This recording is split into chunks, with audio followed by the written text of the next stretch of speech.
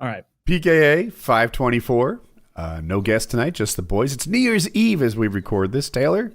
Yes, it is. This episode of PKA is brought to you by SmartMouth, Squarespace, and Goat.com. We'll hear a lot more about them later. But for now, it's just it's the 31st as we're recording this. Everybody else out, partying it up, and we're here, slaving away. It is. Kyle, what were you mouthing during the intro? I knew it. We were talking, but so Mitty was streaming while we were playing Rust today, and someone asked, "Hey, what's the guest tonight?" And I was like, "No guest tonight. You know, it's New Year's Eve. No guest tonight.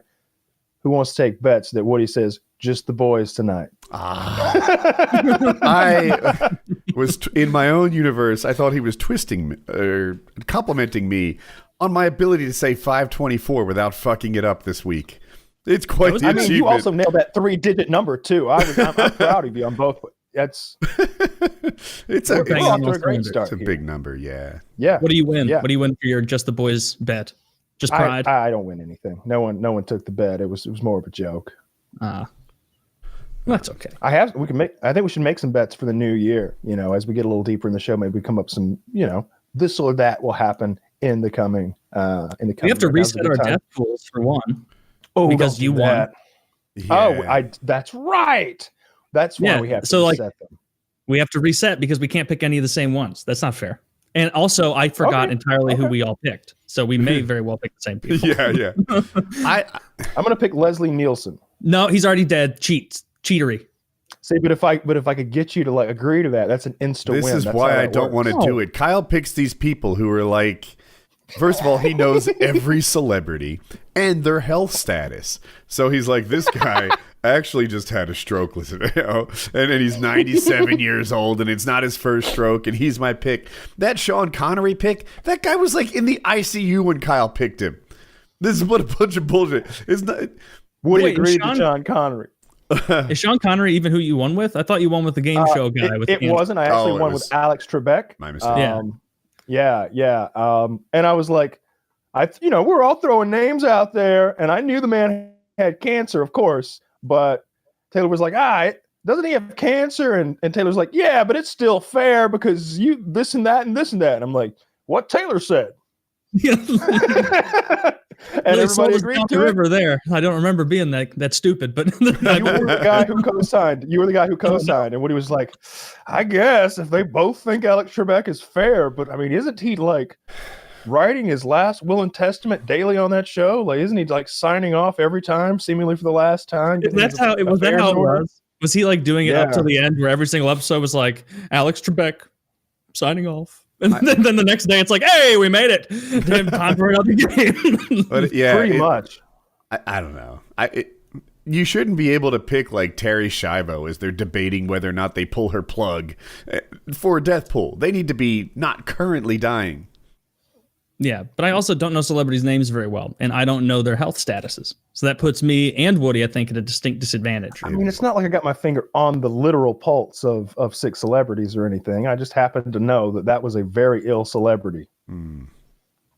Yeah. Well, I'm going to be. Some celebrities just have led or are continuing to lead those really unhealthy lifestyles, and it's a good bet. I don't know if it's a bad idea. It would be fun if we could do more picks and make them all under 50, right? So we could have like 6 picks each, no duplicates, and they all have to be under 50, right? So then you're picking rock stars, mountain climbers.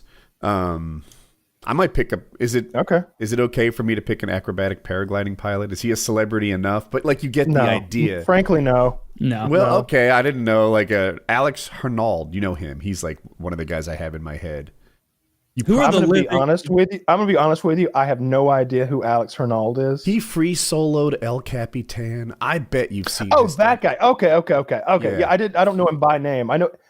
I knew his name was Alex, but I couldn't recall his last name. The autistic mountain climber. Yes. That is the guy. And I'm about 90% right on his name. That could be close, but off.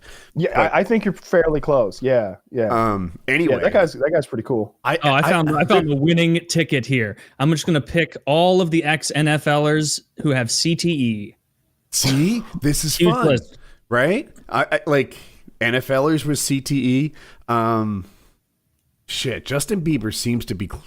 That woman set him straight. But someone like Justin Bieber, you know? Was he ever a wild child with like Yeah, he was heroin? like throwing eggs at his neighbors' houses and doing all drugs and shit like that. Walk on the wild side. Whoa. No, he That's was... Hey, man. Take a walk on the wild side. No, but okay. They call that the gateway prank. That is... You're throwing eggs, and then you're burning people's houses down. He was on drugs, driving on cocaine and all like yeah. I don't remember cocaine. First of all, cocaine is right after they legalized marijuana. Cocaine's got about 25 years till it's legal. They're already legalizing it in Colombia.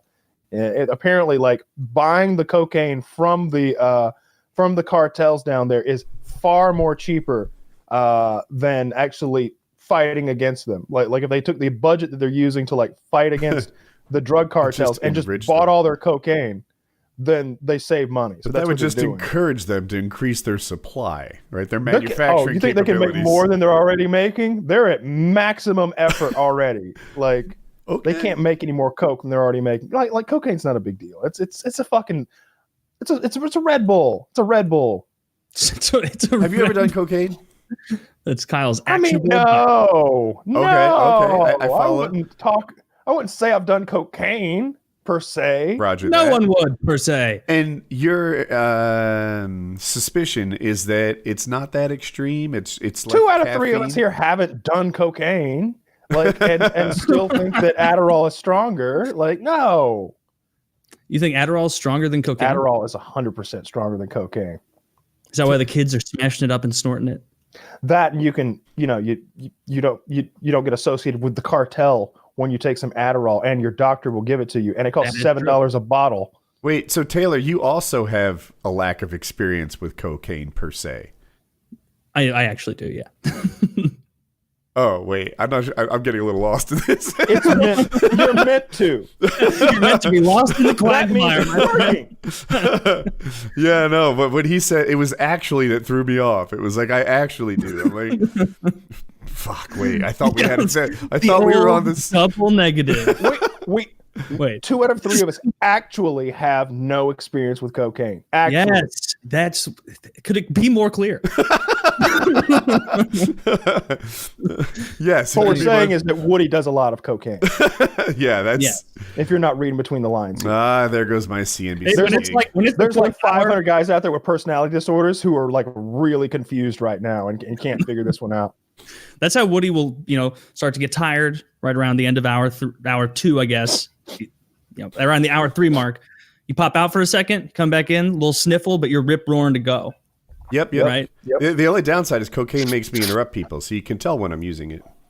Yeah, like all the fucking time. It's an issue for decades now. You think that's his original nose? No, he bought that one off Artie Lang. It's like number 3. All right. Do we want to work on this death pool now? Do we want to go right into it? Frankly, I know this might not be a popular opinion with even those who are listening right now, but maybe we do it next week when we've all had a little time to do some research. Because otherwise, I feel like what's going to happen is we're going to sit here, each of us Googling. Yeah, that's true. I don't know. That's not good content.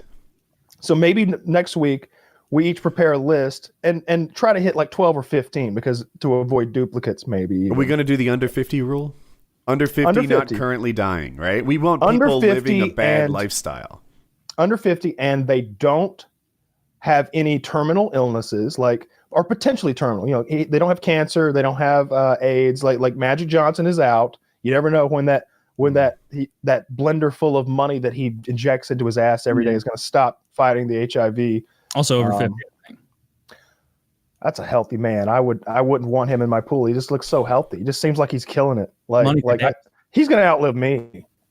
He just looks like he knows what he's doing. Good genetics. But yeah, I love the death pool. I like doing the death pool. But I think maybe we get our ducks in a row for next week. Plus, that is the first show of the new year. Throw the picks out then. And that way we don't spend literally 20 minutes of each of us like, yeah, I don't know. There's this one guy who drives motorcycles. Yeah. Yeah, maybe hit now. Right, like Keanu Reeves. Right? He's apparently a motorcycle enthusiast. Or Ewan McGregor. Right? They could eat it. Woody nailing these celebrity names. Woody, who's the star of Home Alone? Macaulay Culkin.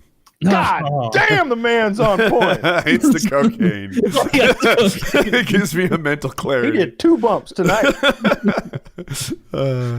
No, I've been, dude. They drill me with the when I live stream, which hasn't been much lately. They're always asking me who the star of Home Alone is. This is actually something I train like 3 times a week on. Who is the Indian comedian from Parks and Rec? Oh, there's no saying. I don't know. That's the one we go after him with now, boys. Until I learn it. If we keep doing this, we could make you a fucking genius. If you're just shamed into learning stupid facts. It's not Aziz Azar, right? It's something harder than that. You're close. Aziz Ansari. Aziz Ansari? Yeah, think of I'm sorry, but Ansari. Yeah, so it's like that, but different. Yeah, close though. You know, I used to do that in high school a lot. Like, just think of this, and then remember it's not that. And then I have another rule for some other topic. Just think of this, and it's that. And I'm like, I'm getting these a little mixed up, to be honest. Like, a little mnemonic device.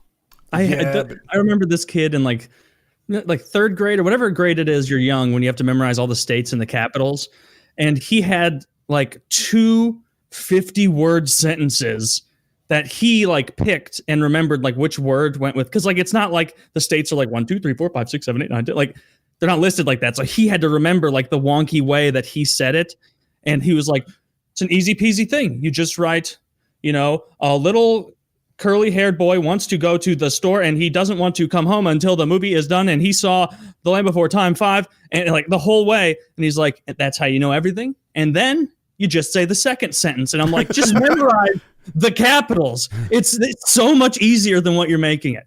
That's in 5th grade. That's like 5th grade too. Like 3rd or 4th or something like that. Like, now I'm from Georgia. That's senior year of high school for us. It just depends where you are. What's the capital of this state? Oh fuck! I knew they'd get me with one of them.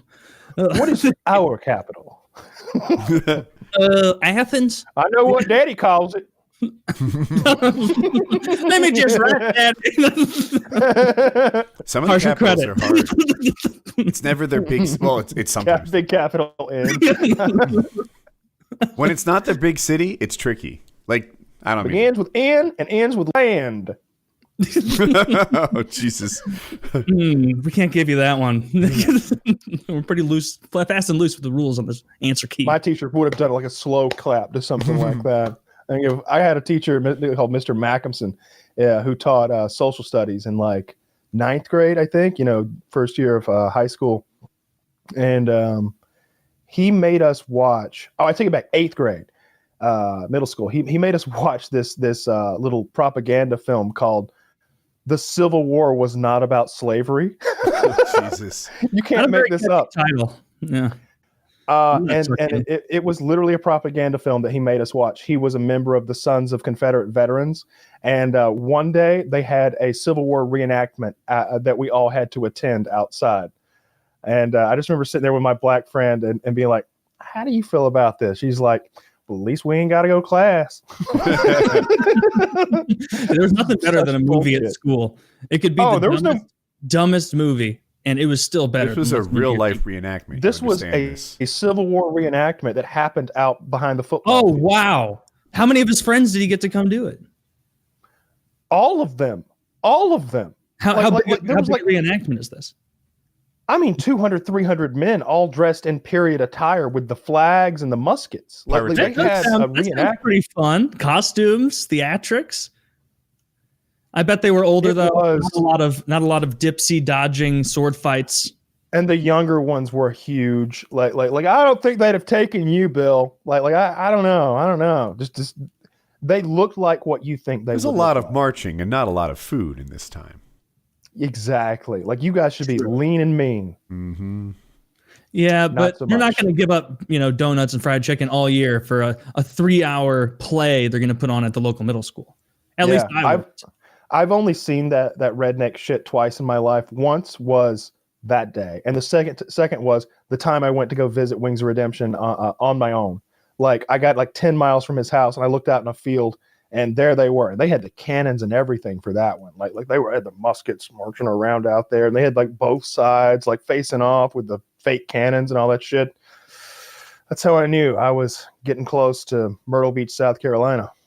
I know it's pretend, but I would want to pretend and be a member of the winning team, no matter what war I was reenacting. You know, it would be more fun than going into like a World War I reenactment in like some battle where like you're like, oh, I'm a French soldier. Oh, damn it, is this the one where we get butt fucked? Plus, they're clearly the good guys, right? One is a bunch of treasonous slave owners, and the other are the people freeing the slaves in support of the United States of America. Yes, the average Confederate soldier, well-known, rich, land-holding slave owners. Well, I see the sarcasm, but it doesn't change that they're fighting on behalf of keeping slaves. But we're talking about the reenactment. Like, the reenactment according to the film that Mr. Mackinson showed us, bullshit. It was about states' rights. Okay? States' rights to own slaves. Yeah. Have you ever seen that Simpsons property episode? doesn't have rights? Have you ever seen that Simpsons episode where Apu is trying to get his citizenship, and he's in there, and he's, first of all, Homer gave him all the wrong ideas, and he had to learn on his own. And the guy is like, all right, final question for you, Mr. Nahaspita Padawan. What caused the Civil War? And he's like, oh, it is much more advanced than what most people think. Was actually a lot of trade restrict. And he's just say slavery, Mr. He's like, oh, slavery it is, sir. And then he puts on his American flag and he has a pinwheel hat and everything. Do you remember the episode where they showed the Civil War reenactment and like the Southerners are like limping down the hill, like begging for medicine, and they're all gangrenous, and like the Union is like, they're trying to intimidate us with their white flags and their what do you call it when you're fucking on a their crutches? Their crutches. We won't stand for that. And they just go massacre them all as they try to crawl away. They're literally